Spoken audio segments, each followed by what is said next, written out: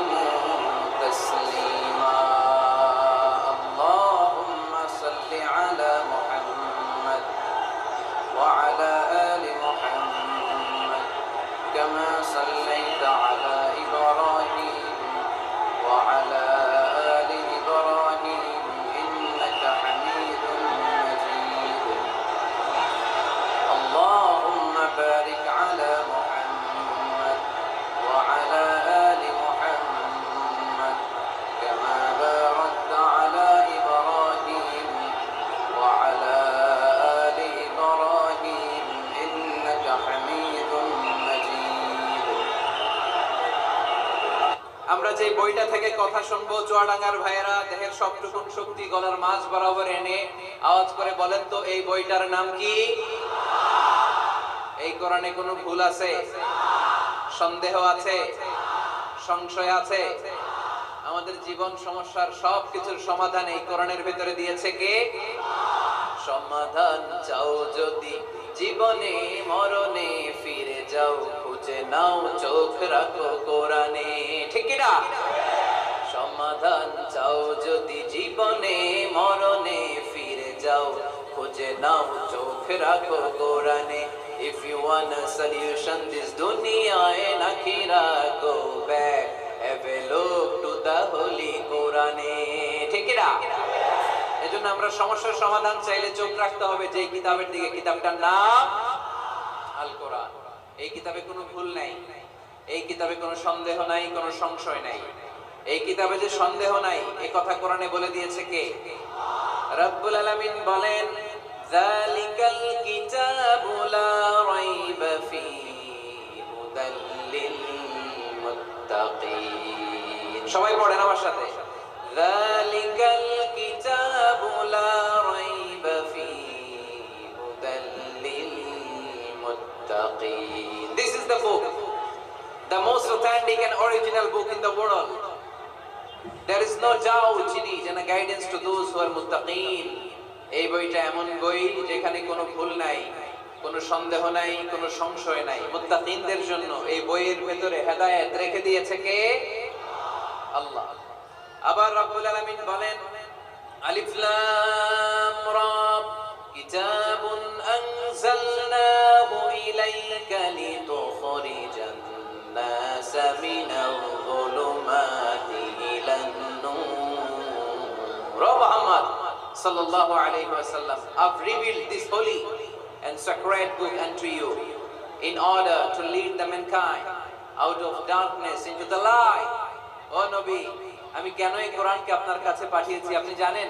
অন্ধকারাচ্ছন্ন মানুষগুলোকে আলোর পথে নিয়ে যাওয়ার জন্য, জাহান্নামীগুলারে জান্নাতি বানানোর জন্য, রাম আর বামপন্থীগুলারে ডানপন্থী বানানোর জন্য। চিল্লায় বলো ঠিক কি না? এজন্য কোরআনের সাথে আমাদের অ্যাটাচমেন্ট বাড়ানোর দরকার আছে না নাই? আমরা যেন বেশি বেশি কোরআনের সাথে সম্পর্ক বাড়াতে পারি, কোরআনকে যেন আমরা বন্ধু বানাই। আমাদের বন্ধু হবে কোরআন। আমাদের বন্ধু হবে কি? আমাদের নিঃসঙ্গ সময়ের বন্ধু হতে হবে কোরআন। এই কোরআন যদি দুনিয়াতে আমরা বন্ধু বানাতে পারি কোরআনকে, কবরেও এই কোরআনকে আমাদের বন্ধু বানাই দিবে কে? কিয়ামতের ময়দানে ওই কোরআনকে আমাদের জন্য সুপারিশকারী করে বানাবে কে? সেই মহাবিশ্বের মহাবিশ্বয় মহাগ্রন্থ আল কোরআন আল কারীম থেকে আমি একটা সূরার কিয়দাংশ তেলাওয়াত করেছি। আজকে চুয়াডাঙ্গার এই বিশাল জনসমুদ্রে এই সূরার কিছু মেসেজ এই চমৎকার রজনীতে আপনাদের সাথে আমি শেয়ার করব। আওয়াজ করে পড়তে হবে ইনশাআল্লাহ। কোরআনের যেখান থেকেই বলি ওইখান থেকে বরকত আছে না নাই? অনেকে বলে, হুজুর ওই এলাকায় পর্দার ওয়াজ করছেন, এখানে পর্দার কথা বলেন কেন? বলে না? অনেকে বলে, হুজুর ওই জেলায় নামাজের ওয়াজ করছেন, তো এই জেলায় আবার নামাজের কথা কোন কেন? হুজুর ওইখানে সুদ খাওয়া যাবে না বলছেন, এইখানে বলেন কেন? নামাজ কি শুধু ওই জেলায় লাগবে? পর্দাকে শুধু ঢাকাবাসীদের জন্য লাগবে, চুয়াডাঙ্গায় লাগবে না? আমরা সূরা ফাতিহা প্রতিদিন কয়বার পড়ি? ফরজ নামাজে 17 বার, সুন্নত সহ 40-45 বার। যে ব্যক্তি 50 বছর ধরে নামাজ পড়ে, এই বেটা যে কয় লক্ষ বার সূরা ফাতিহা পড়ছে বেটা নিজেও জানে না। ঠিক কি না? আচ্ছা, আপনারা কি জানেন যে সূরা আর রহমানে একটা আয়াত আছে যে আয়াতটা আল্লাহ বারবার বারবার ওই সূরার ভিতরে উল্লেখ করেছে, সূরা আর রহমানে? জানেন কি আয়াতটা কি? কি আয়াত? ফাবিআইয়ি আলা রাব্বিকুমা তুকাযিবান। এই আয়াতটা আল্লাহ তাআলা একবার দুইবার নয় 31 বার উল্লেখ করেছেন সূরা আর রহমানের ভিতরে। সুবহানাল্লাহ পড়ে। তার মানে জরুরি কথা সব জায়গায় বলতে হয়, বারবার বলতে হয়, চিল্লায় বলতে হবে। ঠিক কি না? আজকে আমরা সূরা দোহা থেকে কথা শুনবো। সূরাতুদ দোহা, আওয়াজ করে বলেন তো সূরাটার নাম কি? এই আপনাদের গলার আওয়াজ। সারা বিকাল আর সন্ধ্যায় চিল্লাচিল্লি করতে করতে আপনাদের এনার্জি শেষ, তাই না? সূরাটার নাম সূরাতুদ দোহা। আওয়াজ করে বলেন তো সূরার নাম কি? মাশাআল্লাহ, আওয়াজ আছে তো? এনার্জি শেষ হয়ে যায় না এখনো? এখনো বেঁচে আছে চুয়াডাঙ্গা লোক। তো আলোচনা শেষ পর্যন্ত এরকম আওয়াজ করে উত্তর দেওয়া যাবে? মাশাআল্লাহ। এখন একেবারে ঠান্ডা। এবার আমরা প্রাণ খুলে কথা শুনবো কোরআনের। এই সূরাটা কোরআনের 93 নাম্বার সূরা। কত নাম্বার? এই সূরায় আয়াত আছে 11টা। কয়টা? এই সূরাটা মাক্কি সূরা। কি সূরা? মাশাআল্লাহ। আমি সবসময় বলি, যেহেতু লক্ষ লক্ষ মানুষের গ্যাদারিং, আমরা যদি ক্লাসের মতো করে প্রশ্ন করি, উত্তর করি, তাহলে আপনাদের মনে থাকবে, কিছু মেসেজ নিয়ে যেতে পারবে। এজন্য কষ্ট হলেও শেষ পর্যন্ত উত্তর দেওয়া যাবে বাঘের বাচ্চার মতো চিল্লায়া ইনশাআল্লাহ। তাহলে আমি প্রশ্ন করি, উত্তর দেন। আওয়াজ করে বলেন তো, সূরাটার নাম কি? কত নাম্বার সূরা? আয়াত সংখ্যা কত? সূরাটা মাদানী সূরা। কি সূরা? মাশাআল্লাহ, মনে রাখছেন তো দেখি। এই সূরাটা একটা আশা জাগা নিয়ে সূরা। হতাশ ব্যক্তিদের জন্য এই সূরায় মেডিসিন আছে, প্রেসক্রিপশন আছে, আছে রেমেডি। এই সূরার সেন্ট্রাল থিম বা কেন্দ্রীয় আলোচ্য বিষয় হচ্ছে, মুমিন কখনো হতাশ হয় না, মুমিন কখনো নিরাশ হয় না, মুমিন কখনো হাল ছেড়ে যায় না, মুমিন ভরসা রাখে একজনের উপর। চিল্লায় বলতে হবে, তিনি কে? লা তাইয়াসু মির রাউহিল্লাহ, ইন্নাহু লা ইয়াইয়াসু মির রাউহিল্লাহি ইল্লাল কওমুল কাফিরুন। সাইয়েদনা ইয়াকুব আলাইহিস সালাম তার ছেলেদেরকে বলেছিলেন, কলিজার টুকরা, আমার বাছাধনেরা, আল্লাহর রহমত থেকে নিরাশ হয়ো না। আল্লাহর দয়া, কৃপা, করুণা, মার্সি, ব্লেসিংস এন্ড বাউন্টিজ থেকে নিরাশ হয়ো না। কাফেররা ছাড়া আল্লাহর রহমত থেকে কেউ নিরাশ হয় না। মুমিন কখনো আল্লাহর রহমত থেকে নিরাশ হয় না। হ্যাঁ, মুমিনের জীবনে বিপদ আসে, ক্রাইসিস আসে, সংকট আসে। বিপদ নাই, সমস্যা নাই, পেরেশানি নাই, এরকম জীবন কারো আছে? কেউ দাঁড়ায় বলতে পারবেন, হুজুর আমার জীবনে কোনো বিপদ নাই, কোনো সমস্যা নাই? কেউ বলতে পারবেন? বিপদ, পরীক্ষা আল্লাহ আমাদেরকে দেয় পরীক্ষা করবার জন্য, ঠিক কিনা? বিপদ আল্লাহ আমাদেরকে দেয় আমাদের কোমরগুলোকে সোজা করবার জন্য, আমাদের পায়ের নিচের মাটিকে শক্ত করবার জন্য, প্রতিকূল পরিবেশে নিজের অবস্থানকে শক্তভাবে জানান দেওয়ার জন্য। চিল্লায় বলেন ঠিক কিনা?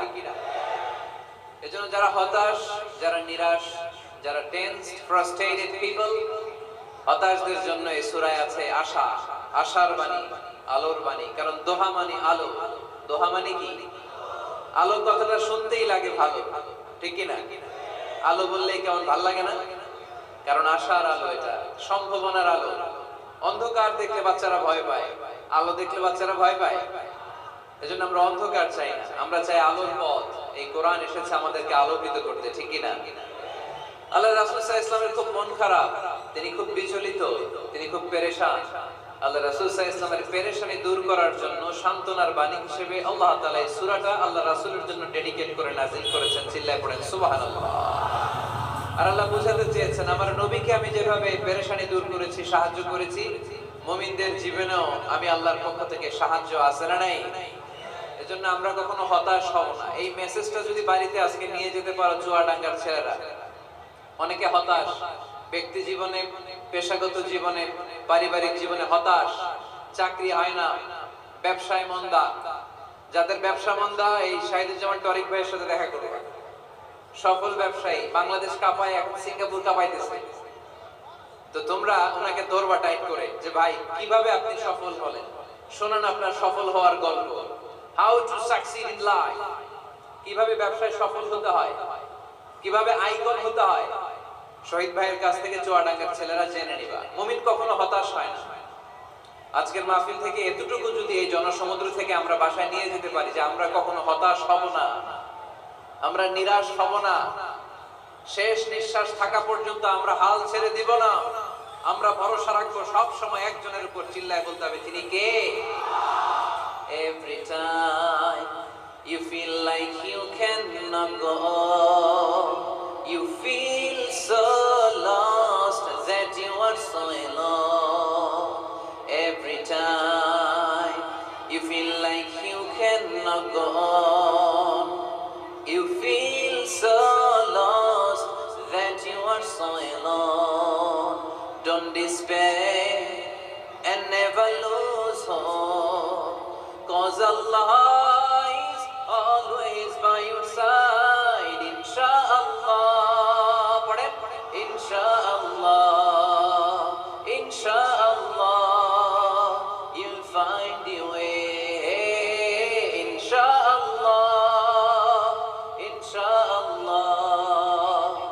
ইনশাআল্লাহ you will find your way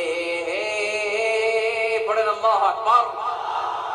আমরা কখনো নিরাশ হই না, আমরা হতাশ হই না, আমরা ভরসা রাখি একজনের উপর, তিনি কে? আমরা জানি রাত যত গভীর হয় অন্ধকার তমানিসা ভেদ করে সুবহে সাদিক হয়। আমরা জানি গর্ভবতী নারীর যেদিন পেটের ব্যথা বেদনা বাড়তে থাকে ওই দিন নতুন মেহমান আগমনের সময় ঘনাতে থাকে। আমরা জানি বিশ্বাসীদের জীবনে কষ্ট দুঃখ যন্ত্রণা পরীক্ষা যত বাড়তে থাকে সুখের দিন কাছে আসতে থাকে। চিল্লায় বলো ঠিক কি না? এজন্য আমরা হতাশ হব না, হাল ছেড়ে দিব না, শেষ নিঃশ্বাস ত্যাগ করা পর্যন্ত আমরা ভরসা রাখবো একজনের উপর, তিনি কে? আল্লাহ রাসূল সাল্লাল্লাহু আলাইহি ওয়াসাল্লাম হতাশ হলেন, পেরেশান হলেন, নবীর পেরেশানি দূর করার জন্য আল্লাহ তাআলা এই সূরাটা নাযিল করেছে। সুবহানাল্লাহ পড়ে। তাহলে এই সূরার কেন্দ্রীয় আলোচ্য বিষয় কি? এটা কি চুয়াডাঙ্গাবাসীদের কাছে ক্লিয়ার? Clear clear clear. এবার আমরা শুনবো এই সূরার একটা ব্যাকগ্রাউন্ড আছে, কোন প্রেক্ষাপটে এই সূরা নাযিল হলো। আল্লাহ রাসূল সাল্লাল্লাহু আলাইহি ওয়াসাল্লামকে আল্লাহ বললেন, ইয়া আইয়ুহার রাসূলু বাল্লিগ মা উনজিলা ইলাইক, নবী কোরআনে যা নাযিল করেছি সব আপনি পৌঁছে দিন, কিছু গোপন রাখা যাবে না। এই কোরআনের কোনো কিছু বিশ্বনবী গোপন রেখেছে? সবাই বলেন না কেন, গোপন রেখেছে নাকি সব প্রচার করে দিয়েছে? সব প্রচার করে দিয়েছে। হঠাৎ করে হেরা গুহায় বিশ্বনবীর কাছে নাযিল হলো, ইকরা বিসমি রাব্বিকাল্লাযী খালাক খালাকাল ইনসানা মিন আলাক ইকরা ওয়া রাব্বুকাল আকরামুল্লাযী আল্লামা বিল কলম আল্লামাল ইনসানা মা লাম ইয়ালাম। পড়েন সুবহানাল্লাহ। আল্লাহ নাযিল করলেন, নবী পড়ো, তোমার প্রভুর নামে যিনি সৃষ্টি করেছেন, তুমি যা জানতে না তা তোমার রব তোমারে শিখিয়েছেন, কলমের মাধ্যমে তোমাদেরকে জ্ঞান দিয়েছেন। সুবহানাল্লাহ। ইকরা বিসমি রাব্বিকাল্লাযী খালাক, read in the name of your Lord who has created। পড়ো তোমার প্রভুর নামে। কোরআনের প্রথম বাণী পড়ো। কোরআনের প্রথম বাণী কি? সবাই বলেন, প্রথম বাণী কি? আল কোরআনের প্রথম বাণী পড়ো, আল হাদিসে নবীর কথা পড়ো। আল কোরআনের প্রথম বাণী পড়ো, আল হাদিসে নবীর কথা পড়ো। পড়ে পড়ে শেখো, শিখে শিখে তুমি তোমার নিজের জীবন গড়ো। সুবহানাল্লাহ। পড়ো, পড়ে পড়ে নিজের জীবন গড়তে হবে। নাযিল হলো ইকরা বিসমি রাব্বিকাল্লাযী খালাক, যা নাযিল হলো নবী প্রচার করে দিলেন। এরপরে আরেক সূরা নাযিল হলো, ইয়া আইয়ুহাল মুযাম্মিল কুমিল লাইলা ইল্লা কালিলা, বিশ্বনবী প্রচার করে দিলেন। এরপরে নাযিল হলো, ইয়া আইয়ুহাল মুদ্দাসসির কুম ফাআনযির, বিশ্বনবী প্রচার করে দিলেন। যাই প্রচার নাযিল হয় তাই তিনি প্রচার করে দেন, যাই নাযিল হয় তাই তিনি প্রচার করে দেন। এরকম চলতে থাকলো কিছুদিন, কিন্তু হঠাৎ করে আর কোন কোরআনের আয়াত নাযিল হয় না, ওহী আসা বন্ধ হয়ে গেল। ফলে নবীও নতুন কোন কথা মক্কার লোকদেরকে শোনাতে পারে না। মক্কার লোকেরা বলল, ঘটনা কি মুহাম্মদ? নতুন নতুন আয়াত এতদিন বলতো, এখন বলো না কেন? বলো। বিশ্বনবী বলতে পারেন, কারণ বিশ্বনবী কি মন গড়া কোনো কথা বলে? সবাই যদি বুঝে থাকেন উত্তর দেন, বিশ্বনবী কি মন গড়া কথা কোনোদিন বলেছে? রব্বুল আলামিন বলেন, ওয়া মা ইয়ানতিকু আনিল হাওয়া ইন হুয়া ইল্লা ওয়াহয়ুন ইউহা। আমার নবী মন গড়া কোনো কথা বলেন না। আমার পয়গম্বর মন মস্তিষ্ক কোনো প্রসূত কথা তোমাদের কাছে পেশ করে না। আকাশ থেকে জিব্রাইল মারফত যা তিনি শুনতে পান তা তিনি মক্কাবাসীদের কাছে পৌঁছে দেন। সুবহানাল্লাহ।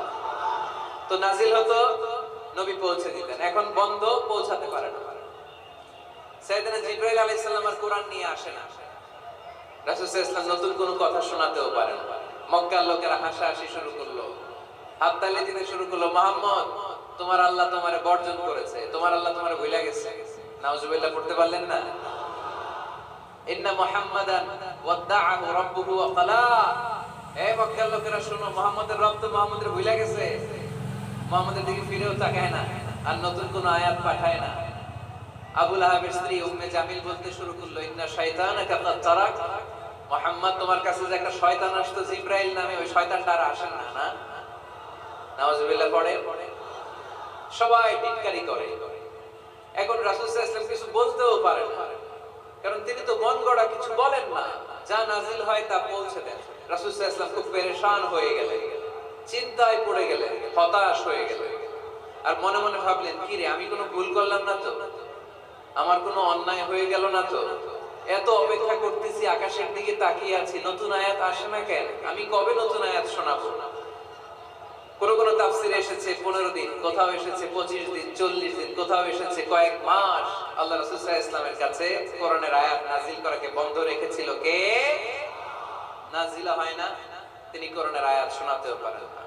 আমরাও মাঝে মাঝে এরকম হতাশ হই, কি রে, ব্যবসা করলে লস, চাকরি হয় না, অসুস্থতা, মনে হয় আল্লাহ বোধহয় আমাদেরকে পছন্দ করে না। এরকম টেনশন আমাদেরও আছে না নাই? রাসূল সাল্লাল্লাহু আলাইহি ওয়াসাল্লাম যখন টেনশনে পড়ে গেলেন, আল্লাহ তাআলা এই সূরা নাযিল করার মধ্য দিয়ে আল্লাহ রাসূল সাল্লাল্লাহু আলাইহি ওয়াসাল্লামের টেনশন দূর করে দিলেন। চিল্লায়ে পড়েন সুবহানাল্লাহ। রাসূল সাল্লাল্লাহু আলাইহি ওয়াসাল্লামের পেরেশানি দূর করার জন্য আল্লাহ নাযিল করলেন ওয়াদ-দুহা ওয়াল লাইলি ইযা সাজা মা ওয়াদ্দাআকা রাব্বুকা ওয়া মা ক্বালা। ওয়াদ-দুহা, আলোর শপথ, ওয়াল লাইলি ইযা সাজা, নিঝুম নিস্তব্ধ রাতের শপথ। সুবহানাল্লাহ পড়েন। প্রথমে আল্লাহ দুইটা কসম কাটলেন। কয়টা? দুইটা। প্রথমে দোহা, প্রভাতের সূর্য কিরণের শপথ, আলোর শপথ। এরপরে অন্ধকারের শপথ কাটলেন। আলোর শপথ দিয়ে আল্লাহ তাআলা ওহী আশাকে বুঝালেন, আর অন্ধকারের শপথ দিয়ে আল্লাহ ওহী না আশাকে বুঝালেন। আল্লাহ বুঝাতে চাইলেন, নবী, সব সময় আলো থাকলে ভালো লাগে না। 24 ঘন্টায় যদি সূর্যের আলো, এখনো সূর্যের আলো, সকালেও সূর্যের আলো, খালি আলো আর আলো, ভালো লাগবে? কথা বলেন না কেন? আবার 24 ঘন্টায় ঘুটঘুটে অন্ধকার, কোনো আলো টালো নাই, ভালো লাগবে? তার মানে জীবন চালাতে আলোরও দরকার, অন্ধকারেরও দরকার। বিশ্বনবীরে বুঝাতে চাইলেন, নবী, ওহী আসা যেমনি দরকার, মাঝে মাঝে ওহী বন্ধ রেখে আপনার একটু বিশ্রাম দেওয়াও দরকার। সুবহানাল্লাহ পড়েন। সরকারি চাকরি যারা করেন, সপ্তাহে কয়দিন জব করেন? জোরে বলেন। 5 দিন। বাকি 2 দিন কি করেন? বিশ্রাম নেন, ছুটিতে থাকেন। 7 দিনে যদি কাজ করা লাগতো, ভালো লাগতো? কথা বলেন না কেন? ভালো লাগতো না। আবার 7 দিনে যদি ছুটি থাকতো, ভালো লাগতো না। তার মানে কাজেরও যেমনি দরকার, বিশ্রামেরও দরকার, ঠিক কি না? আল্লাহ বুঝাতে চাইলেন, নবী, কাফেরদের কথায় কান দিবেন না। ওরা বলে আমি আপনারে ভুলে গিয়েছি। না না, কোশ্চিন কালেও না। আমি আপনারে কেমন করে ভুলে যাই? আপনি আমার বন্ধু। আমি ইচ্ছা করে ওহী নাযিল বন্ধ রেখে কিছুদিন আপনারে ছুটি দিলাম। আল্লাহর পক্ষ থেকে আমি আপনার জন্য বিশ্রামের ব্যবস্থা করে দিয়েছি। নবী, বিশ্রামের ব্যবস্থা করে দিলাম, কারণ প্রতিদিন ওহী নাযিল হলে এটা পৌঁছে দেওয়া, এটা চারটেখানি কথা নয়। ওহীর বাণী, এটা কোনো মন্ত্রীর বাণী না। ওহীর বাণী, এটা কোনো প্রেসিডেন্টের বাণী না। ওহীর বাণী প্রধানমন্ত্রীর বাণী না। ওহীর বাণী রাজা বাদশার বাণী নয়। ওহীর বাণী আমাদের কাছে পাঠিয়েছে কে? এই কালামুল্লাহ মাজিদের ওজন আছে না নাই? আল্লাহ বললেন, ইন্না সানুলকি আলাইকা কাওলান সাকিলা। নবী গো, কোরআনের বাণী এটা হালকা কোনো বাণী নয়, এটা ভারী একটা বাণী। এই বাণী যদি আমি সাগরে নাযিল করতাম, এই কোরআনের বাণী যদি আমি জঙ্গলে নাযিল করতাম, আর এই কোরআনের বাণী যদি আমি পাহাড়ের মধ্যে নাযিল করতাম, কোরআনের ভারে বড় বড় পাহাড়গুলো মুহূর্তের মধ্যে ভেঙে চুরে খান খান হয়ে যেত। লাউ আনজালনা হাযাল কুরআন আলা জাবালিন লারাআইতাহু খাশিআন মুতাসাদ্দিআন মিন খাশিয়াতিল্লাহ। নবী হে, এই কোরআনকে আপনার উপর নাযিল না করে যদি আমি হিমালয় পাহাড়, মাউন্ট এভারেস্টের উপর নাযিল করতাম, আমেরিকার আলাস্কা মাউন্টেন রেঞ্জের উপর নাযিল করতাম, ইউরোপের আল্পস পর্বতমালায় নাযিল করতাম, আমি যদি বড় বড় তুর পাহাড়ের উপর নাযিল করতাম, আপনি দেখতেন কোরআনের ভারে পাহাড়গুলো ভেঙে চুরে খান খান হয়ে গিয়েছে। তার মানে কোরআনের ওজন আছে না নাই? কোরআনের বাণী কি পাতলা, হালকা না ভারী? সবাই বলুন, হালকা না ভারী? কতটা ভারী? রাসূল সাল্লাল্লাহু আলাইহি ওয়াসাল্লাম যখন ওটের উপর বসে থাকতেন, তখন কোরআনের আয়াত নাযিল হলে ওটের পা মাটির মধ্যে দেবে যেত। ঘোড়ার উপর যখন বসে থাকতেন, তখন কোরআনের আয়াত নাযিল হলে ঘোড়া মাটিতে বসে যেত। মাঝে মাঝে আল্লাহ রাসূল সাহাবীদের পায়ের উপরে মাথা রেখে ঘুমাতেন।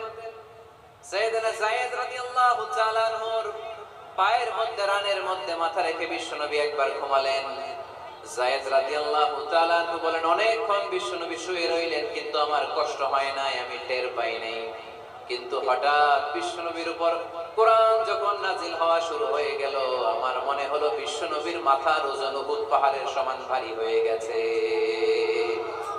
এতক্ষণ ধরে বিশ্বনবীর মাথার কোনো ওজন নাই।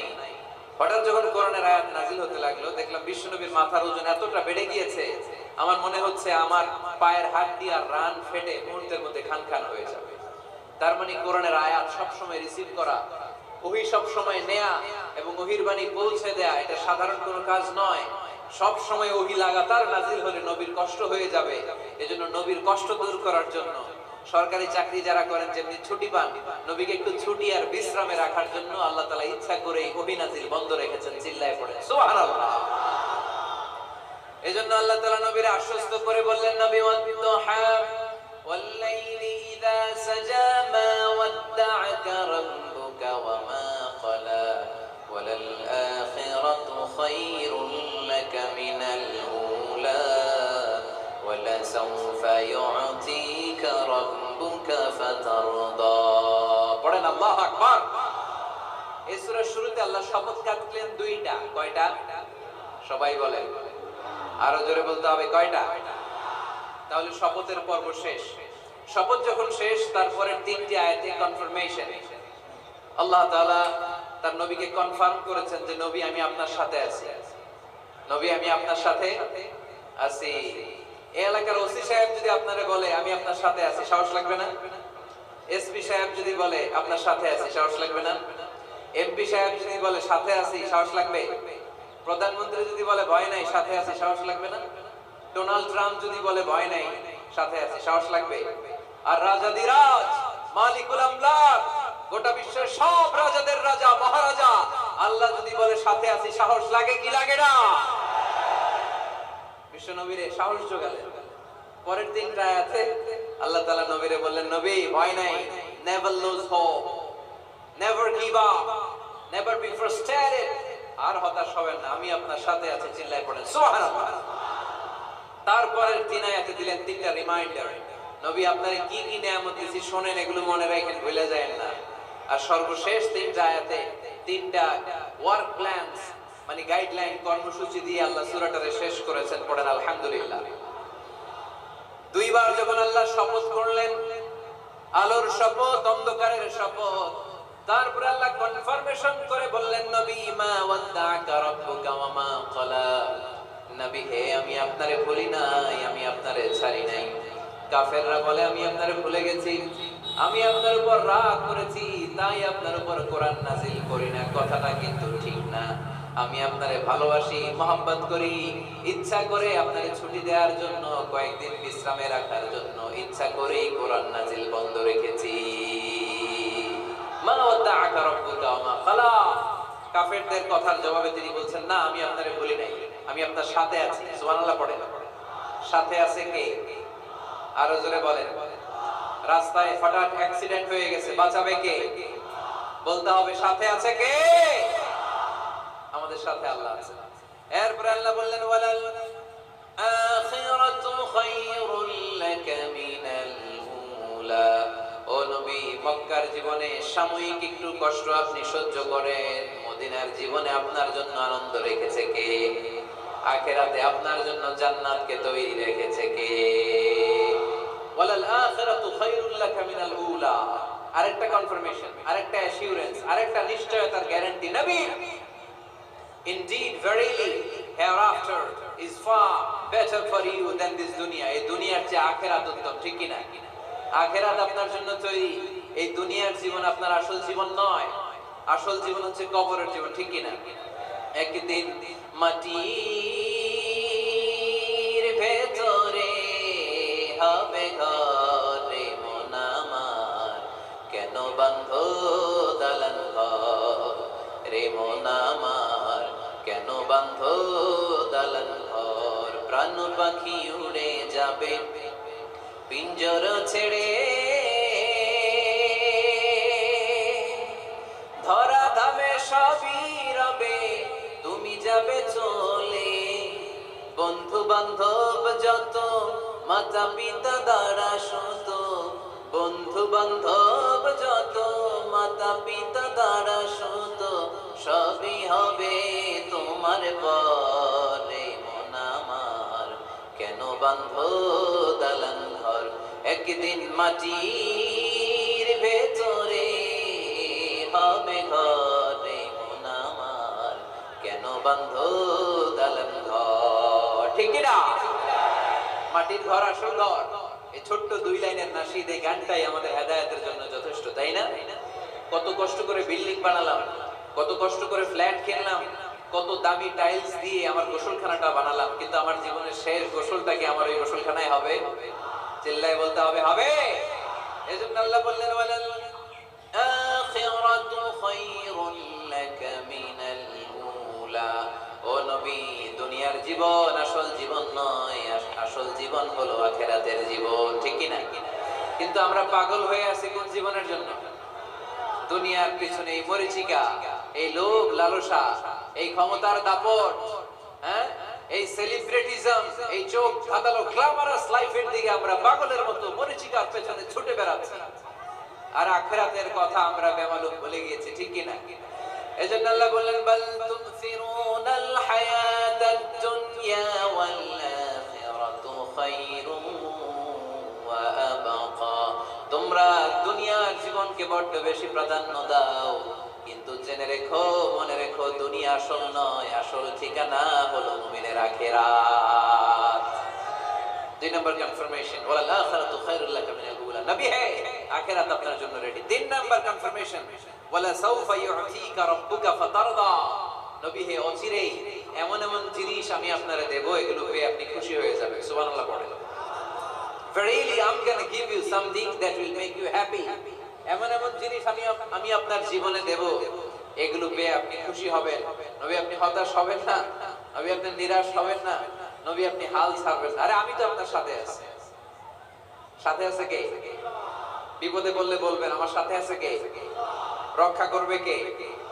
বাঁচানোর মালিক একজন। চিল্লায় বলো, তিনি কে? পারবেন, পারবেন, বলতে পারবেন? কি বলবেন? সাথে আছে কে? আমাদের সাথে থাকে কে? এটাই আমাদের ভরসা, এটাই আমাদের বিজয়ের মাধ্যম, বিজয়ের গোপনতম রহস্য। বলে সাউফা ইউতিকা রাব্বুকা ফাতারদা। নবী হে, অচিরেই এত এত জিনিস আমি আপনারে দেব, আপনি খুশি হয়ে যাবেন। সুবহানাল্লাহ পড়েন।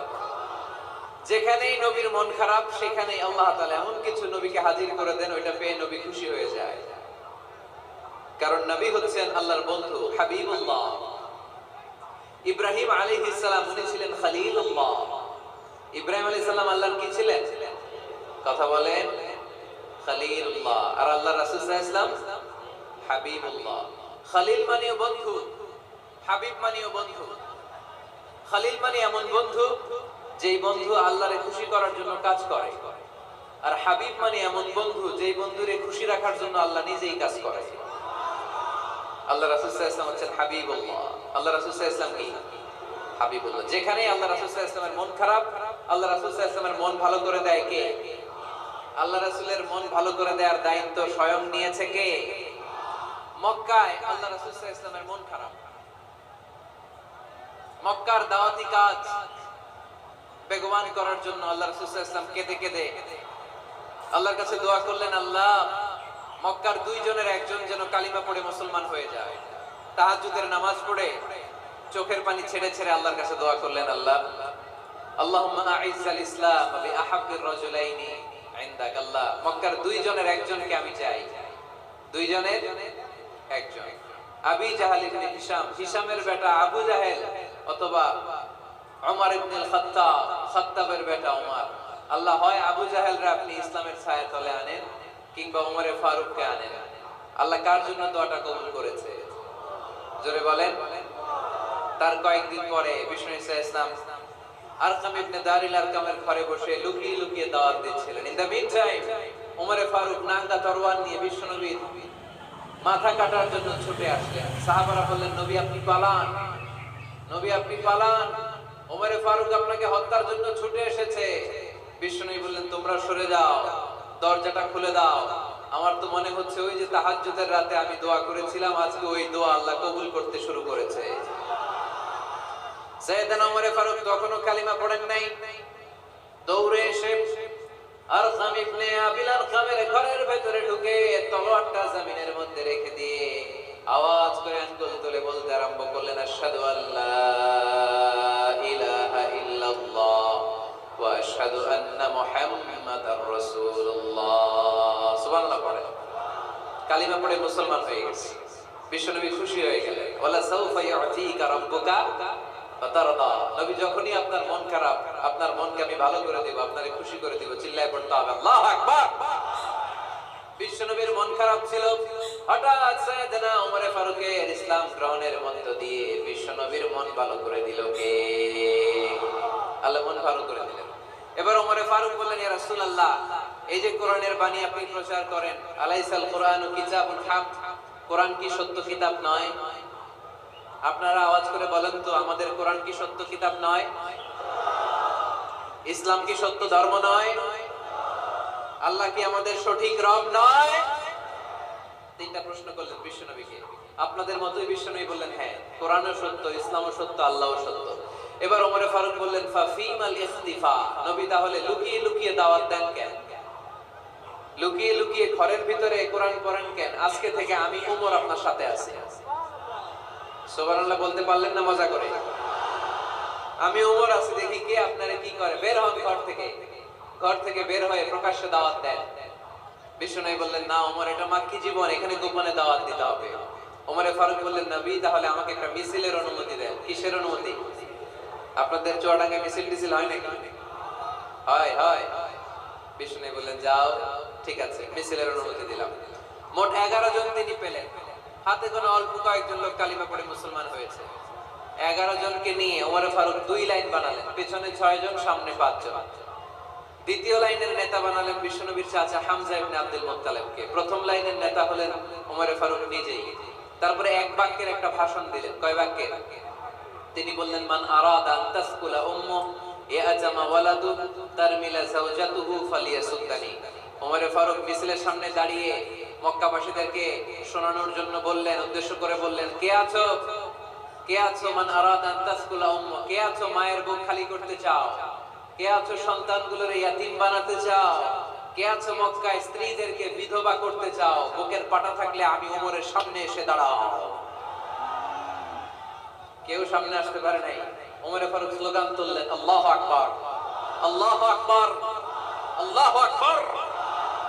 এই আল্লাহু আকবার স্লোগান আর কেউ শুনে নাই।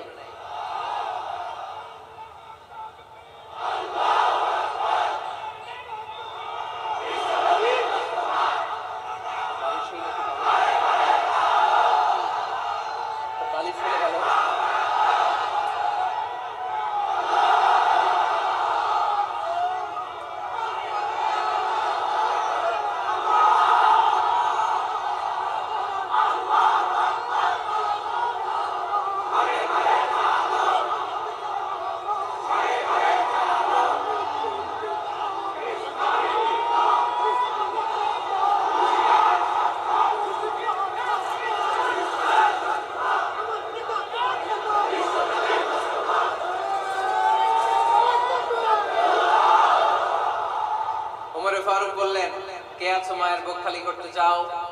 কে আছো সন্তানগুলোর ইয়াতীম বানাতে চাও? কে আছো স্ত্রীকে বিধবা বানাতে চাও? ফালিয়াসুদ্দানি, বুকের পাটা থাকলে সামনে এসে ঠেকাও। এই আল্লাহু আকবার স্লোগান শুরু করলেন। ওমর ফারুক বললেন, কাবা ঘর যে ধরবো, কাবা ঘর ধরার আগ পর্যন্ত কেউ ওমরের মিছিল থামাতে পারবে?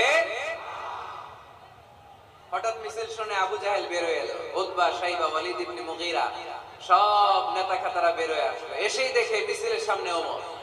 মিছিলের সামনে কে? ওমর ফারুককে দেখে সবগুলা দিছে দৌড়। মিছিল কেউ ঠেকাইতে পারে নাই। কাবার গিলাফ পর্যন্ত এই মিছিল চলেছে। চিল্লায়ে বলো আল্লাহু আকবার।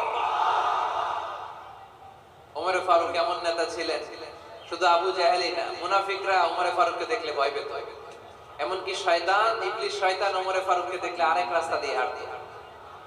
আল্লাহ রাসূল বলতেন, মা সালাকা শাইতান সালিকান ফাজ্জান ইল্লা সালাকা ফাজ্জান গায়রা ফাজ্জিক। তোমার শয়তান যদি তোমাকে এই রাস্তা দিয়ে আসতে দেখে, শয়তান এই রাস্তা রেখে দিয়ে আরেক রাস্তা দিয়ে হাঁটে। আবার আল্লাহ রাসূল সাল্লাল্লাহু আলাইহি ওয়াসাল্লাম বলেছেন, লা নাবিয়্যা বা'দি ওয়ালা রাসূলা, আমার পরে কোনো নবীও নাই, কোনো রাসূলও নাই, তবে লাউ কানা বা'দি নাবিয়্যুন লাকানা উমর, আমার পরে যদি নবী হওয়ার যোগ্যতা কারো থাকে, আমার সাহাবী ওমরের সেই যোগ্যতা আছে। পড়েন সুবহানাল্লাহ। প্রভু তুমি বলে বলেছ রাসূল দেবে না, বলনি দেবে না বলনি দেবে না হামজা তারি, খালিদ বিজয় সমর। প্রভু তুমি বলেছ রাসূল দেবে না, বলনি দেবে না বলনি দেবে না হামজা তারি, খালিদ বিজয় সমর। প্রভু তুমি বলেছ রাসূল দেবে না। সুবহানাল্লাহ পড়েন। ওমরে ফারুক, ওরকম একটা ওমরের দরকার বাংলাদেশে, চিল্লায় বলেন ঠিক কিনা? ওই একটা ওমর যদি বাংলাদেশে থাকতো, টেন্ডারবাজি একদিনে বন্ধ হয়ে যেত। ওই এক ওমরে ফারুক যদি বাংলার জমিনে থাকতো, চাঁদাবাজি থাকতো না, নুসরাতের মতো কোনো মেয়েকে ধর্ষিত হওয়া লাগতো না, পেঁয়াজের দাম বাড়িয়ে সাধারণ মানুষের কষ্ট দেওয়ার সাহস কেউ করতো না, লবণের মতো নিত্য প্রয়োজনীয় জিনিসের দাম বাড়ানোর গুজব তোলার মতো সাহস কেউ পেত না, চিল্লায় বলো ঠিক কিনা? কোটি কোটি টাকার নোট ছিঁড়ে ছিঁড়ে কেউ পানির মধ্যে ফেলার সাহস তুলতো না, চিল্লায় বলো ঠিক কিনা? এক লোক তার স্ত্রীকে 100 তালাক দিল। কয় তালাক? আরো জোরে বলেন। এবার স্ত্রী এসে বিচার দিল, ওমরে ফারুক আমার স্বামী আমার 100 তালাক দিছে। ওমরে ফারুক বললেন ঘটনা কি? তালাক দিবে 3 তালাক। তোমার স্বামী তোমার 100 তালাক দেয় কেন? স্বামীরে ডেকে নিয়ে আসে। ডেকে নিয়ে আসা হলো, জিজ্ঞেস করা হলো কি রে কয় তালাক দিলি? কয় 100 তালাক। ওমরে ফারুক বললেন তালাক দিবা 3টা, 100 তালাক দিলা কেন? স্বামী বলে মেজাজ খুব গরম আছে। মেজাজ আমাদের মাঝে মাঝে মেজাজ গরম থাকে না? সব তালাক দিয়ে ফেলায়, তুই তালাক তোর মাও তালাক। কত বড় ডাকাই, বউরেও তালাক দেয়, শাশুড়িরও তালাক মারে। আছে না নাই? আলহামদুলিল্লাহ চুয়াডাঙ্গা এরকম নাই। ওমরে ফারুক বললেন দিবা 3 তালাক, 100 তালাক দিলা কেন? সে বলে ওমরে ফারুক মেজাজ গরম ছিল। ওমরে ফারুক বললেন তাই? মেজাজ গরম ছিল, ঠিক আছে আমি বিচার করতেছি। 3 তালাকে তোর বউ তালাক, বাকি 97 তালাক তোর পিঠের উপরে পড়বে। এরকম বিচার যদি বাংলার জমিনে থাকতো, কেউ আর এরকম ইসলামের কোন বিষয় নিয়ে কথা বলার ধৃষ্টতা দেখানোর সাহস পেত? কোরআনকে গালি দেওয়ার সাহস পেত? আমার নবীর নামে কার্টুন বানানোর সাহস পেত? আমার নবীকে নিয়ে ফিল্ম বানানোর সাহস পেত? বিশ্ব নবীকে গালি দেওয়ার সাহস পেত? ইসলাম নিয়ে কটু কথা বলার সাহস পেত? আমরা সব বিষয়ে কথা শুনতে রাজি। আমার নবীরে গালি দিলে খবর আছে না নাই? আমার নবীর দিকে যদি কেউ বা হাত তুলে তাকায়, ওই বা হাত কেমন করে ভেঙে দিতে হয় সেটাও আমরা জানি, চিল্লায় বলো ঠিক কিনা? ইসলামের বিরুদ্ধে যদি কথা বলে ওইটা আমরা সহ্য করি না, চিল্লায় বলেন ঠিক কিনা? আমার নবীরে গালি দিলে, আমার কোরআনকে গালি দিলে, আমার আল্লাহরে গালি দিলে, আমার ইসলামকে গালি দিলে আমাদের কলিজায় আগুন ধরে কি ধরে না? নবীকে গালি দিলে কলিজায় আগুন লাগে, কোরআনকে গালি দিলে কলিজায় আগুন লাগে। কার কার কলিজায় আগুন লাগে হাত তুলে আল্লাহর দেখা।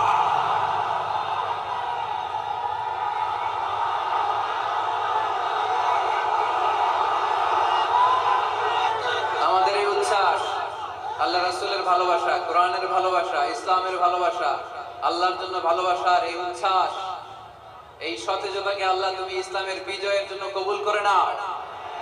আমরা একটা ওমরের অপেক্ষায়, চিল্লায় বলেন ঠিক কিনা? ওই ওমরের মতো একটা নেতা হলে বাংলাদেশ সোজা হয়ে যাবে, চিল্লায় বলেন ঠিক কিনা? ওই ইমাম মাহাদির অপেক্ষায় আমরা আছি। 7 বছরের ব্যবধানে, 9 বছরের ব্যবধানে গোটা বিশ্বকে সাম্য, মৈত্রী, ভালোবাসা দিয়ে তিনি এক করে ফেলবেন, চিল্লায় বলে ঠিক কিনা? আমরা সেই ইমাম মাহাদির অপেক্ষায়। একজন ওমরই পারে গোটা বিশ্বটারে শান্তি, সাম্য, মানবতা আর ভ্রাতৃত্বের বন্ধনে অটুট রাখতে। সে ওমরে ফারুক যখন ইসলাম ধর্ম গ্রহণ করলেন, বিশ্বনবীর পেরেশানি দূর করে দিল কে? এজন্য আল্লাহ বললেন ওয়ালা সাউফা ইউতিকা রাব্বুকা ফাতারদা। ও নবী, অচিরে এমন কিছু আমি আপনারে দান করব, এগুলো পেয়ে আপনি খুশি হয়ে যাবেন। সুবহানাল্লাহ পড়েন। যেখানেই নবী পেরেশান, ওইখানেই নবীর মন ভালো করে দেয় কে? মক্কা থেকে 80 কিলোমিটার দূরে তায়েফের ময়দান। যারা হজ উমরা করেছেন তারা জানেন, প্রায় 80 কিলোমিটার দূর এই তায়েফের ময়দানে বিশ্বনবী পাহাড়ি পথ পাড়ি দিয়ে দাওয়াত দিতে গেলেন। তায়েফের লোকেরা কি নবীর দাওয়াতে সাড়া দিয়েছে? নবীকে পাথর মেরেছে, ঠিক কিনা? রক্তাক্ত করেছে 3টা জায়গায়। কয় জায়গায়? বিশ্বনবীর চাইতে সুন্দর মানুষ পৃথিবীতে ছিল? বিশ্ব নবীর চাইতে সুন্দর মানুষ বর্তমানে পৃথিবীতে আছে? আমার নবীর চাইতে সুন্দর কোন সুপুরুষ কিয়ামত পর্যন্ত দুনিয়ায় জন্মগ্রহণ করবে? সাদা ধবধবে স্বচ্ছ শুভ্র মানুষ, এত সুন্দর মানুষ যার নুরানি চেহারা দেখলে মানুষ কালিমা পড়ে মুসলমান হয়ে যেত। বিশ্ব নবীর চেহারা দেখে কাফির মুশরিকেরা কালিমা পড়ে মুসলমান হতো।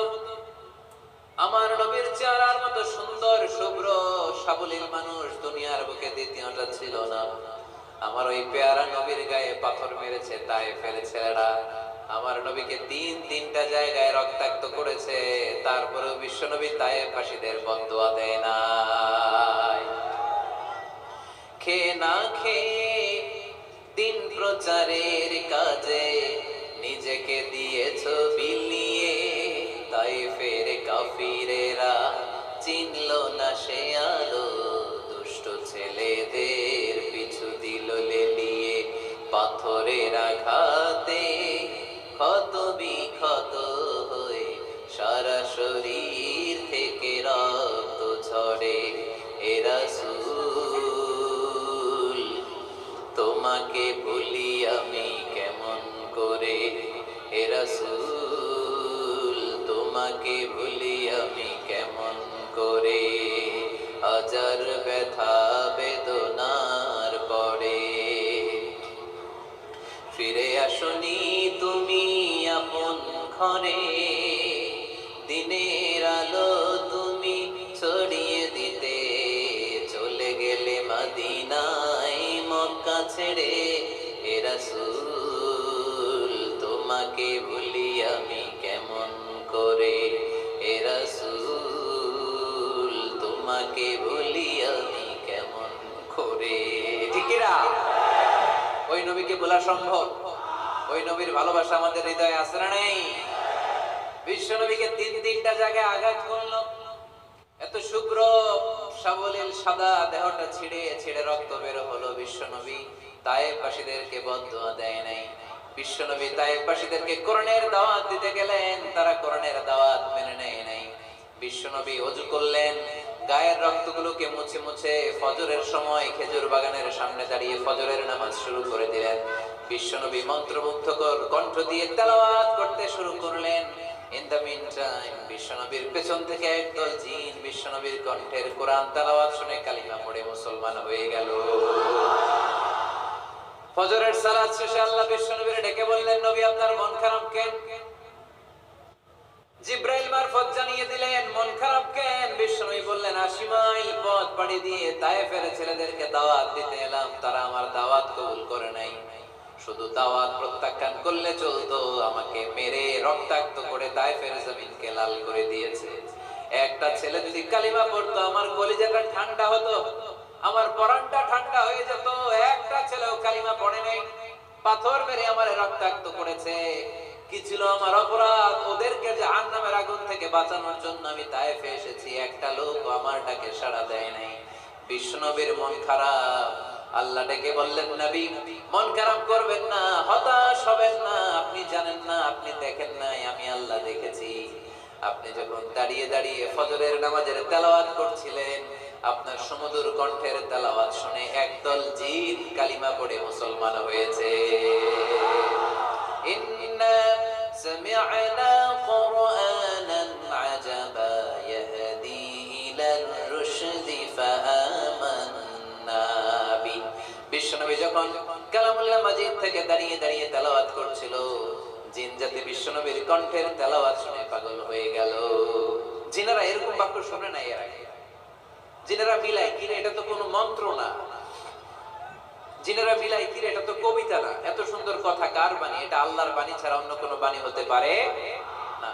এই সুন্দর বাণী শুনে তারা কালিমা পড়ে মুসলমান হয়ে গেল। আল্লাহ বিশ্বনবীর আশ্বস্ত করলেন, নবী আপনার কষ্ট বৃথা যায় না। মুমিনের কষ্ট কি কখনো বৃথা যায়? আওয়াজ করে বলো, বৃথা যায়। নবী আপনি দাওয়াত দিতে এসেছিলেন দৃশ্যমান এক জাতি, মানব জাতিকে, তায়েফের মানব জাতিকে দাওয়াত দিতে এসেছেন। ওরা দাওয়াত কবুল করে নাই তো কি হয়েছে? অদৃশ্য জাতি, জিন জাতি কালিমা পড়ে মুসলমান হয়ে গিয়েছে। ওয়ালা সাউফা ইউতিকা রাব্বুকা ফাতারদা।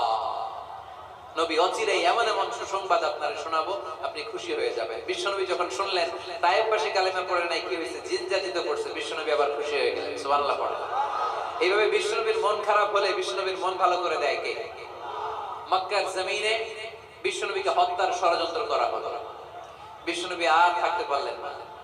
বিশ্বনবীকে আল্লাহ বললেন, নবী আপনার জন্য আর গ্রিন সিগন্যাল নাই, মক্কা থেকে আপনাকে চলে যেতে হবে মদিনায়। আপনি চলে যান, আপনার বন্ধু আবু বকরকে নিয়ে হিজরত করে চলে যান। বিশ্বনবী চলে যাচ্ছিলেন আর মক্কার দিকে তাকিয়ে চোখের পানি ছাড়ছিলেন আর বলছিলেন, মক্কা তো হাকুল বিলাদ ইলাইয়া, মক্কা আমার কাছে সবচাইতে শ্রেষ্ঠ শহর। লাউলা উখরিজতু লামা খারাজতু মিনহা, মক্কা থেকে যদি আমারে বের করে দেয়া না হতো আমি মক্কা থেকে বের হতাম না। রাসূল সাল্লাল্লাহু আলাইহি ওয়াসাল্লাম মদিনায় চলে গেলেন। এই কি হইছে ভাই? এই কি হইছে?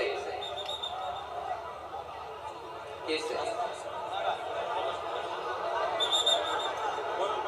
বসেন বসেন, আমার কথা কি আপনারা শুনতেছেন? অনেক রাত হয়েছে, এবার শেষ করে দেই। এত লোক যেতে কয় ঘন্টা লাগবে? পুরো চুয়াডাঙ্গা জেলা জ্যাম হয়ে যাবে। শেষ করে দিব নাকি আরো 2 মিনিট শুনবেন? শুনবেন? ঠিক আছে, তাহলে বসেন। রাসূল সাল্লাল্লাহু আলাইহি ওয়াসাল্লাম বললেন, মক্কা থেকে যদি আমার বের করে দেয়া না হতো আমি বের হতাম না। চোখের পানি ছাড়লে মাতৃভূমি ছেড়ে চলে যেতে হবে। আপনাদের জেলার নাম কি? আরো জোরে বলেন। চুয়াডাঙ্গারে বেশি পছন্দ করেন না বোধহয়, এজন্য আওয়াজটা জোরসে হয় নাই। আপনাদের প্রাণের জেলার নাম কি? চুয়াডাঙ্গা। জোর করে যদি চুয়াডাঙ্গা থেকে বের করে আপনারা সিলেটে পাঠায় দেয়, ভালো লাগবে? বিশ্বনবীকে মক্কা থেকে মদিনায় পাঠিয়ে দেয়া হলো। জন্মভূমি ছেড়ে বিশ্বনবী মদিনায় যাচ্ছেন, মনটা খুব খারাপ। প্রথম যখন মানুষ বিদেশে যায় এয়ারপোর্টে কাঁদে না? এয়ারপোর্টে গেছেন আপনারা? আহা, পরিবার পরিজনদেরকে কেঁদে কেঁদে অশ্রু সিক্ত নয়নে বিদায় দেয়। বিশ্বনবীও চোখের পানি ছেড়ে মক্কাকে বিদায় জানায়। মন খুব খারাপ, কিন্তু মদিনায় যেয়ে দেখে এলাহি কাণ্ড। মদিনার উপকণ্ঠে সানিয়াতুল ওয়াদা নামক জায়গায় আবাল বৃদ্ধ বনিতা তফ বাজিয়ে বাজিয়ে বিশ্বনবীরে ওয়েলকাম করতে শুরু করলো। তালাআল বাদরু আলাইনা মিন সানিয়াতিল ওয়াদা ওয়াজাবা শুকরু আলাইনা মাদা লিল্লাহি দা আইয়ুহাল মাবউসু ফিনা জিতা মিন আমরিল মুতা' জিতা শারাফতাল মাদিনা মারহাবান ইয়া খায়রাদা। যারা পারেন পড়েন। তালাআল বাদরু আলাইনা মিন সানিয়াতিল ওয়াদা ওয়াজাবা শুকরু আলাইনা মা দাআ লিল্লাহি দা। পড়েন না, আল্লাহু আকবার। এই বিশাল জনসমুদ্র দেখে তলাল বাদরু আলাইনা দফ বাজাতে বাজাতে নবীকে ওয়েলকাম এন্ড রিসিপশন দেয়া হলো। এই মদিনার মানুষের ভালোবাসা দেখে মক্কা থেকে যে তিনি চোখের পানি ছেড়ে বিদায় নিয়েছেন, এই দুঃখের কথা বিশ্বনবী ভুলে গেলেন। বিশ্বনবীর মনকে আবার খুশি করে দিল কে? সুবহানাল্লাহ কইতে বললেন না? ওয়ালা সাউফা ইউতিকা রাব্বুকা ফাতারদা। নবী অচিরে এমন জিনিস আপনাকে আমি দান করব, আপনি খুশি হয়ে যাবেন। আবার বিশ্বনবী শুনতে পেলেন ওনার আগের পয়গম্বরদের বয়স ছিল কারো 1000 বছর, কেউ হায়াত পেত 2000 বছর, কেউ পেত 1500 বছর। তাদের উম্মতের মধ্য থেকে কেউ বাঁচত 800 বছর, 700 বছর। বিশ্বনবী মনে মনে দুঃখ পেতে শুরু করলেন, হায় হায়, আমার উম্মতের গড় বয়স এত কম। আগের উম্মতেরা হায়াত পেয়েছে বেশি, ইবাদত করার সুযোগও পেয়েছে বেশি। আমার গুনাহগার উম্মতেরা হায়াত পাবে কম, তাই ইবাদতের সুযোগও তাদের কম। ঠিক কি না? আল্লাহ রাসূল সাল্লাল্লাহু আলাইহি ওয়াসাল্লাম ফরমান, আ'মার উম্মতি মা বাইনা 60 ইলা 70। আমার উম্মতের গড় বয়স 60 থেকে 70। 60 থেকে 70 এর মধ্যে আমার উম্মতের বেশিরভাগ লোক মারা যাবে। ওয়া আকাল্লুহুম মায়াজুজু যালিক, হাতে গোনা অল্প কয়েকজনই 70 এর বেশি হায়াত পাবে। আপনাদের চুয়াডাঙ্গার কি অবস্থা? কত হায়াত পায় মানুষ? 80 বছর বয়স পেয়েছেন এরকম কেউ আছে নাকি আজকের মাহফিলে? 80 বছরের মুরব্বী কেউ আছে? নাই। 70 বছর হায়াত পেয়েছেন কেউ আছে? হ্যাঁ, আছে। 60 বছর বয়স আছে, 60 বছর আছে, 50 আছে কার কার থেকে 50। টরিক ভাইয়ের বয়স কত? শহীদ ভাই বয়স কত চলে? 50। মাশাআল্লাহ, আরো 50 বছর আল্লাহ বাঁচায় রাখে। সবাই পড়ে আমি। তো রাসূল সাল্লাল্লাহু আলাইহি ওয়াসাল্লাম চিন্তিত হলেন, হায় রে, আগের উম্মতেরা হায়াত পাইতো 1000 বছর, 1500 বছর, আমার উম্মত 60 থেকে 70 এর মধ্যে সব মরে যাবে, ওরা ইবাদত করার সুযোগ পেয়েছে বেশি, আমার উম্মতের কি হবে? সুবহানাল্লাহ কইবেন না? কি দরদ আমাদের জন্য, কি মায়ার নবী, কি দয়ার নবী। আমার নবীর চাইতে দয়ালু মানুষ পৃথিবীতে ছিল? আমার নবীর চাইতে বিশ্বস্ত মানুষ পৃথিবীতে আছে?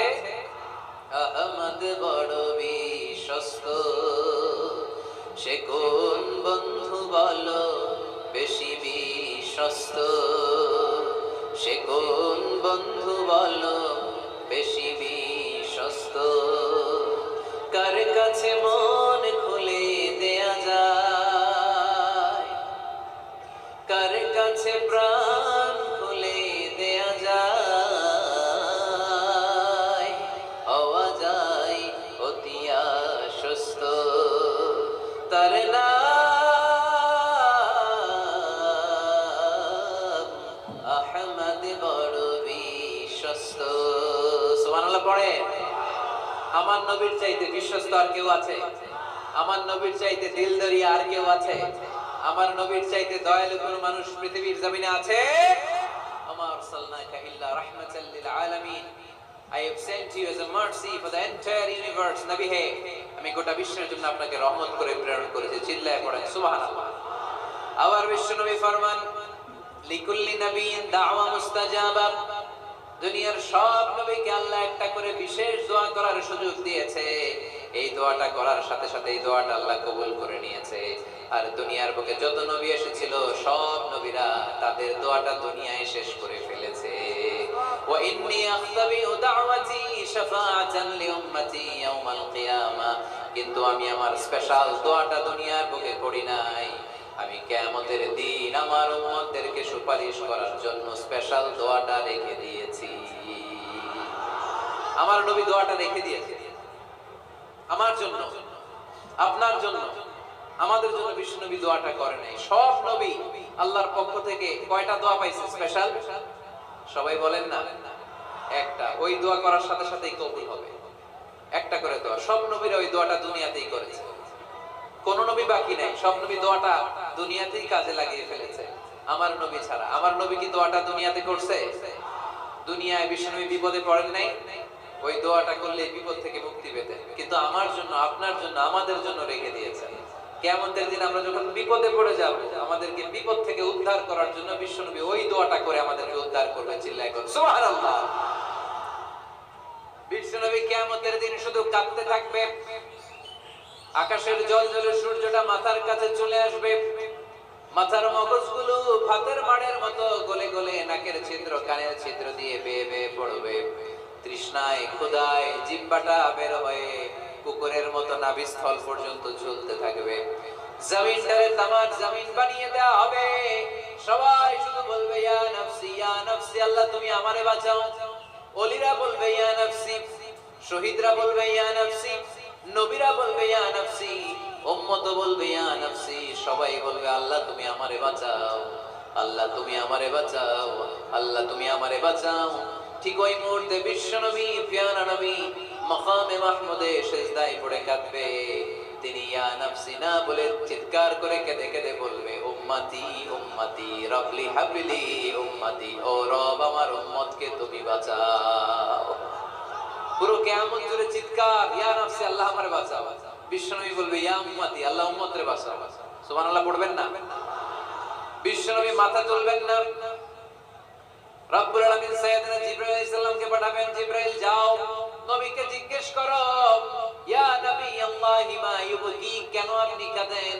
বিশ্বনবী মাথা তুলবেন না, সিজদারত অবস্থায় উত্তরে বলবেন উম্মতি উম্মতি, আল্লাহ আমার উম্মতের কি হবে আপনি বলেন, আমার উম্মতরে আপনি বাঁচান।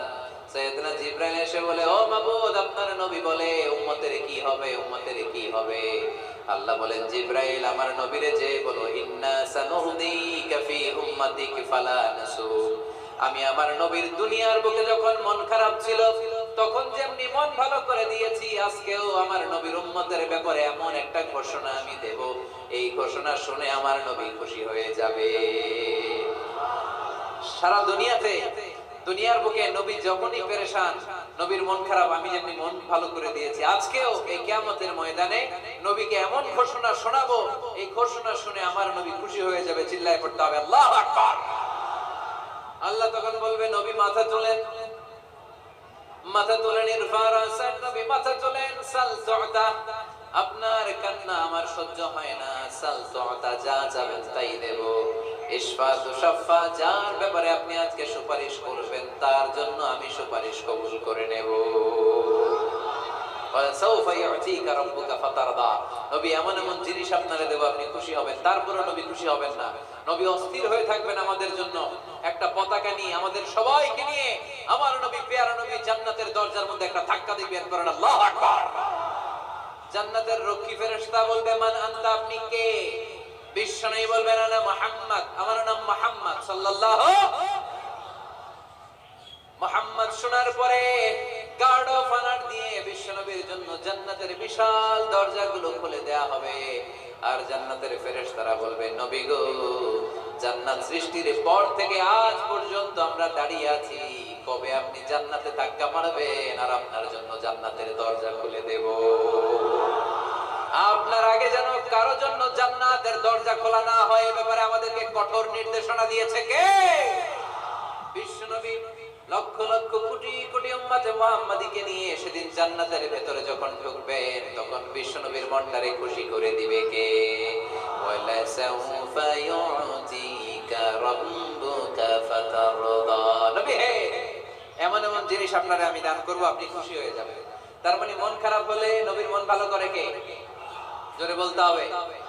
আপনারা ঘুমায় গেছেন, ঘুম ধরছে, কষ্ট হচ্ছে, সীমায় পড়েছে মুসলমান, চিল্লায় পড়ে লিল্লাহি তাকবীর, লিল্লাহি তাকবীর, লিল্লাহি তাকবীর। এরপরে নবীর আল্লাহ স্মরণ করে দিচ্ছেন আলাম ইয়াজিদকা ইয়াতীমান ফাআওয়া ওয়া ওয়াজাদাকা দাল্লান ফাহাদা, নবী গো, আমি কি আপনার ইয়াতীম পাই নাই, তারপরে আমি কি আপনার লালন পালনের ব্যবস্থা করি নাই? সুবহানাল্লাহ পড়েন। আমার নবী ইয়াতীম হয়ে বড় হয়েছে, জানেন? ইয়াতীম হয়ে লালিত পালিত হয়েছেন। তিনি যখন মায়ের পেটে, বিশ্বনবীর বাবাকে নিয়ে গিয়ে তুলে নিয়েছে কে? 6 বছর বয়সে মাকে তুলে নিল কে? দাদা আব্দুল মুত্তালিবের কাছে লালিত পালিত হলেন। 8 বছর বয়সে দাদাকেও নিয়ে গেল কে? এরপরে ইয়াতীম নবী চাচার কাছে লালিত পালিত হলেন। সুবহানাল্লাহ পড়েন। এজন্য আল্লাহ বললেন আওয়া আলাম ইয়াজিদিকা ইয়াতীমান ফাআওয়া, নবী হে, আমি কি আপনার ইয়াতীম পাই নাই আর আপনারে কি আমি আপনার চাচার কাছে লালন পালনের ব্যবস্থা করে দেই নাই? তো এই ছোট্টবেলায় আপনি ইয়াতীম, আপনারা দেখার কেউ নাই, তখন যদি আমি আপনারে সাহায্য করতে পারি, ওই আল্লাহ এখনো আসি না নাই? বিপদের কালে আমার নবীর সাহায্য করে উত্তরণের ব্যবস্থা করেছে যে মুসলমানদের এই ক্রান্তি লগ্নে মুসলমানদের সংকট দূর করার জন্য আমার আল্লাহর রহমত আজও আছে না নাই? পরীক্ষা দিতে হবে, আমাদের পরীক্ষায় পাস করতে হবে। ওয়ালা তাহিনু ওয়ালা তাহজানু ওয়া আনতুমুল আ'লাউনা ইন কুনতুম মুমিনিন, ভয় পেও না, নিরাশ হয়ো না, হতাশ হয়ো না, বিজয় তোমাদেরই হবে যদি মুমিন হও। চিল্লায়ে বলেন ঠিক কি না? আলাম ইয়াজিদিকা ইয়াতীমান ফাআওয়া, নবী আপনার ইয়াতীম হিসেবে পেয়েছি, তখন আপনারে আশ্রয় দিয়েছি। তারপরে আল্লাহ বললেন ওয়া ওয়াজাদাকা দাল্লান ফাহাদা, আপনারে আমি দল্লান হিসেবে পেয়েছি, তারপরে রাস্তা দেখিয়েছি। আপনি রাস্তা খুঁজছিলেন। দল্লুন শব্দের অর্থ গোমরাহ, পথহারা, কিন্তু রাসূল সাল্লাল্লাহু আলাইহি ওয়াসাল্লামের ক্ষেত্রে এই অর্থ করা যাবে না। আমার নবী গোমরাহ ছিলেন না, আমার নবী পথভ্রষ্ট ছিলেন না। যদিও অফিশিয়ালি আমার নবী 40 বছর বয়সে নবী হয়েছেন, কিন্তু 40 বছরের আগের জীবনীটাও আমাদের জন্য অনুপম আদর্শ আর নমুনা। চিল্লায় বলেন ঠিক কি না? 40 বছর আগেও নবী সত্য কথা বলতেন, 40 বছর আগে তিনি দান করতেন, নবী হওয়ার আগেও তিনি আত্মীয়দের সাথে সুসম্পর্ক রাখতেন, মানুষের বোঝা বইয়ে দিতেন, সত্য যেখানে বিপন্ন সাহসী সৈনিক হয়ে বিশ্বনবী দাঁড়িয়ে যেতেন। চিল্লায় এখন ঠিক কি না? এজন্য আল্লাহ বলেন ওয়া ওয়াজাদাকা দাল্লান ফাহাদা, নবী আপনি পথ খুঁজছিলেন, আমি আপনারে পথ দেখিয়েছি। আমাদেরকে পথ দেখায় কে? রাসূল সাল্লাল্লাহু আলাইহি ওয়াসাল্লাম মহাসত্যের অনুসন্ধান করছিলেন। দল্লার অর্থ এখানে পথ হারা পথিকের মতো আপনি খুঁজছিলেন, কই যাবেন, ডানে না বাঁয়ে। মাঝে মাঝে আমাদের এরকম হয় না, চুয়াডাঙ্গা থেকে কুষ্টিয়া কি এই রাস্তায় যায় না এইটাই যায়, বুঝতে পারতেছি না তো। অনেক রাতে যদি রওনা দেন, কেউ বলারও নাই, দেখা দেওয়ার মধ্যে কেউ নাই, বাজার টাজার বন্ধ, মাঝে মাঝে আমরা ঝামেলায় পড়ে যাই। আমরা যারা বক্তা আমরা ঝামেলায় পড়ি বেশি। অনেক রাতে রাতে বাড়িতে ফিরি, এই জেলা থেকে ওই জেলায়, রাত ৩টার দিকে লোক নাই, ডানে যাবো না বাঁয়ে যাবো। পুলিশ ভাইরা মাঝে মাঝে সহায়তা করে, অনেক সময় পুলিশও নাই, তখন ভরসা একজনের উপর, তিনি গিয়ে। তো রাসূল সাল্লাল্লাহু আলাইহি ওয়াসাল্লাম সত্যের পথ খুঁজছিলেন, ডানে না বাঁয়ে। আল্লাহ বললেন বাঁয়ে না ডানে যা, ফাহাদা, আল্লাহ হেদায়েতের রাস্তায় তুলে দিলেন। সুবহানাল্লাহ পড়েন। আমরা যদি পথ ভুলে যাই, আমাদের পথ দেখায় কে? সবাই বলেন, আমাদের পথ দেখায় কে? আমি যদি কোনদিন পথ ভুলে যাই, হাত ছানি দিয়ে কাছে নিও, মমতার বন্ধনে আমায় বেঁধে সব ভুল ক্ষমা করে দিও। পড়েন, আমি যদি কোনদিন পথ ভুলে যাই, হাত ছানি দিয়ে কাছে নিও, মমতার বন্ধনে আমায় বেঁধে সব ভুল ক্ষমা করে দিও। পড়েন আমিন। আমাদের পথ দেখায় কে? আমরা প্রতিদিন পড়ি ইহদিনাস সিরাতাল, সবাই পড়েন ইহদিনাস সিরাতাল। ও আল্লাহ, আমাদেরকে সরল সঠিক পথ দেখাও। আল্লাহ বললেন, নবী আপনাকে আমি পথ দেখিয়েছি। এরপর আল্লাহ বললেন, ওয়াজাদাকা আইলান ফাআগনা, নবী আপনি ছিলেন নিঃস্ব, আপনার টাকা পয়সা ছিল না। খাদিজার সাথে বিয়ে দেওয়ার মাধ্যমে আমি আপনার নিঃস্বতা দূর করে ধনী বানিয়ে দিয়েছি। সুবহানাল্লাহ পড়েন। রাসূল সাল্লাল্লাহু আলাইহি ওয়াসাল্লাম মেষ চড়াতেন। মা বাআসাল্লাহু নাবিয়্যান ইল্লা রাআল গানাম, এই পৃথিবীতে এমন কোন নবী নাই যেই নবী ছাগল চড়ায় নাই। আপনারা ছাগল চড়ান তো? আপনাদের তো এই যে কি বলে ব্ল্যাক গোট, চুয়াডাঙ্গার ব্ল্যাক গোট নাকি সারা দুনিয়ায় বিখ্যাত। হ্যাঁ, ব্ল্যাক বেঙ্গল, কি বলে ব্ল্যাক বেঙ্গল। ছাগল পালন কে কে দেখি তো চুয়াডাঙ্গায়? ওরে আল্লাহ, ছাগল তো নিয়ে যাওয়া লাগবে কয়েকটা, দেখা যায় অনেক ছাগল। মেহেরপুরে বিখ্যাত না? মাশাআল্লাহ, চুয়াডাঙ্গার ছাগল অনেক বিখ্যাত। তো সব নবীরা ছাগল ছড়িয়েছেন। বুখারীর বর্ণনা, মা বাআসাল্লাহু নাবিয়্যান ইল্লা রাআল গানাম, এই পৃথিবীতে এমন কোন নবী নাই যে নবী ছাগল চড়ায় নাই। বিশ্বনবী ছাগল চড়াতেন অল্প কিছু পারিশ্রমিকের বিনিময়ে। সুবহানাল্লাহ পড়ে। কারণ আমার নবী শিখিয়েছেন, পরিশ্রমে লজ্জা নেই, লজ্জা অলসতায়। ঠিক কি না? পরিশ্রমে কোনো লজ্জা আছে?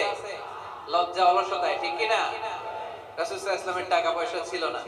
আম্মাজান খাদিজাতুল কুবরা রাদিয়াল্লাহু তাআলা আনহার সাথে যখন বিয়ে হলো, বিয়ের পরে ধনাঢ্য মহিয়সী নারী বললেন, ইয়া রাসূলুল্লাহ, আমার সম্পদের দরকার নাই, আমি আপনারে পেয়েছি, আপনারে পেয়ে আমি খুশি। আমার সব সমুদয় সম্পত্তি আপনার পায়ের সামনে আমি ঢেলে দিলাম, আপনি ইচ্ছামতো ইসলামের জন্য, ইসলাম প্রচারে এই সম্পদ ব্যয় করা শুরু করে দেন। সুবহানাল্লাহ পড়তে পারলেন না? ওয়াজাদাকা আইলান ফাআগনা, তাফসিরে এসেছে ফাআগনা বিখাদিজা, নবী আপনি ছিলেন নিঃস্ব, দরিদ্র, টাকা পয়সা ছিল না, খাদিজার সাথে বিয়ের মাধ্যমে আমি আপনার ধনী বানায় দিলাম। তার মানে নবী আপনি ছিলেন ইয়াতীম, আপনার আমি লালন পালনের ব্যবস্থা করে দিলাম। আপনি পথ খুঁজছিলেন, কোন পথে আগাবেন, পথ দেখায় দিলাম। আপনি নিঃস্ব ছিলেন, আমি আপনার লালন পালনের ব্যবস্থা করে দিলাম, পথ দেখায় দিলাম। আপনার টাকা পয়সা ছিল না, খাদিজার সাথে বিয়ের মাধ্যমে ধনী বানায় দিলাম। সুবহানাল্লাহ। নবীর মন খারাপ তো, নবীর মন ভালো করার চেষ্টা করতেছে। দেখেন বন্ধু বন্ধু রাগ ভাঙায় কি করে। ও নবী আপনি রাগ করেন কেন? ওই যে আপনি ছোটবেলায় কষ্টে ছিলেন, আমি তো ঠিক করে দিলাম সব। ও নবী আপনি পথ খুঁজতেছিলেন, বিপদে ছিলেন, আমি তো পথ দেখায় দিলাম। টাকা ছিল না, বিয়ের পরে টাকার ব্যবস্থা করে দিলাম। তো আপনার টেনশন কিসের? টেনশন তো আমি আল্লাহ। চিল্লায় বলেন ঠিক কি না? মুমিন কখনো টেনশন করে না। মুমিন তার সব কিছু ন্যস্ত করে দেয় একজনের উপর, তিনি কে? এবার বিশ্বনবীকে 3টা কর্মসূচির ঘোষণা দিয়ে আল্লাহ সূরাটা শেষ করবেন। কর্মসূচি 3টা শুনতে মনে চায়? এই কর্মসূচি 3টা পকেটে করে বাড়িতে নেওয়া যাবে? উত্তর হয় নাই, আওয়াজ হয় নাই। এই 3 কর্মসূচি নিয়ে আজকে বাড়িতে ফিরতে যাই, পারা যাবে? কর্মসূচি নাম্বার 1, আল্লাহ বলেন ফাআম্মাল ইয়াতীমা ফালা তাকহার ও নবী, কখনো এতিমদেরকে আপনি তাড়িয়ে দেবেন না। কর্মসূচি নাম্বার 1, এতিমদের সাথে খারাপ আচরণ করবেন। আপনাদের এলাকায় এতিমখানা আছে নাকি? আছে? টরিক ভাইয়ের মাদ্রাসায় আছে এতিম? আছে? মাশাআল্লাহ। তো এই যে এতিমদের সাথে খারাপ আচরণ করতে নিষেধ করেছে কে? ফাআম্মাল ইয়াতীমা ফালা তাকহার। নবী, এতিমদের সাথে খারাপ আচরণ করবেন না, কারণ আপনি নিজেই এতিম ছিলেন। ঠিক কি না? এতিমদের সাথে আমরা ভালো আচরণ করব। এতিমকে ভালোবাসা মানে নবীকে ভালোবাসা, কারণ আমার নবী এতিম হয়ে বড় হয়েছেন। চিল্লায় বলেন ঠিক কি না? যারা এতিমকে ভালোবাসে তাদেরকে ভালোবাসে কে? বিশ্ব নবী এতিমদের লালন পালনকারীদেরকে এত ভালোবাসতেন। যারা এতিমদেরকে যত্ন নেয়, যারা এতিমদেরকে লালন পালন করে, তাদের উদ্দেশ্যে বিশ্ব নবী বললেন, আনা ওয়া কাফিলুল ইয়াতীমি কাহাতাইন। আনা ওয়া কাফিলুল ইয়াতীমি কাহাতাইন। আমার দুইটা আঙ্গুল দেখা যায়? সবাই দেখতে পাচ্ছেন? এই দুইটা আঙ্গুলের মাঝখানে কি খুব গ্যাপ আছে নাকি বেশি? নাই। বিশ্বনবী বললেন, আনা ওয়া কাফিলুল ইয়াতীমি কাহাতাইন।